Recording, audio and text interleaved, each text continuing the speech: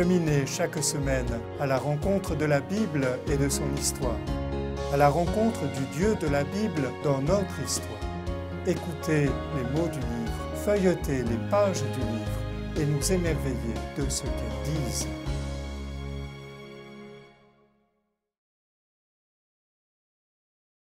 Longtemps après les événements, à la lumière de l'Esprit et de la vie de l'Église, Jean médite la Passion.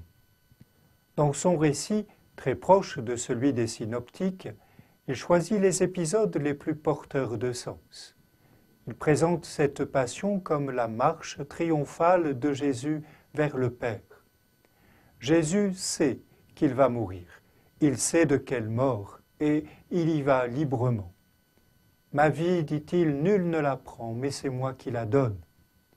Tous les détails de la Passion accomplissent non seulement les Écritures, mais encore les annonces qu'en a fait Jésus.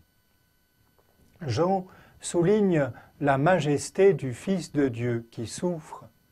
C'est en tant que roi que Jésus est crucifié.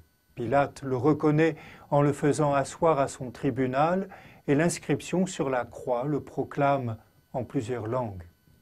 Jean ne sépare pas mort et exaltation. La montée de Jésus sur la croix est aussi son ascension dans la gloire de Dieu d'où il envoie l'Esprit sur le monde. Quand j'aurai été élevé de terre, avait-il dit, j'attirerai à moi tous les hommes.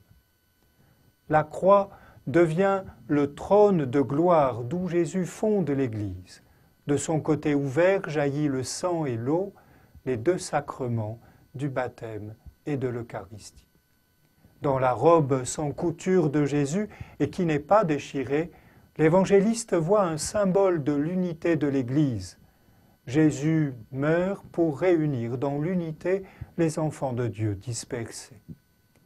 Jean est le seul à donner de l'importance à Marie au pied de la croix, en l'appelant femme, en lui donnant le disciple comme fils.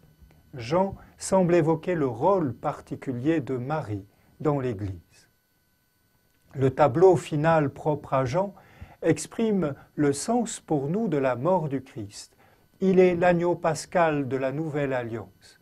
Plus encore, il est Dieu lui-même transpercé, comme l'annonçait le prophète Zacharie. Jésus est le véritable temple où réside la divinité. Ce temple d'où Ézéchiel voyait jaillir du côté droit l'eau, symbole de l'Esprit.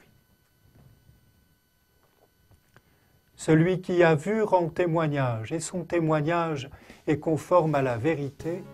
Cela est arrivé pour que s'accomplisse l'Écriture. Dans l'Évangile selon saint Jean, au chapitre 19.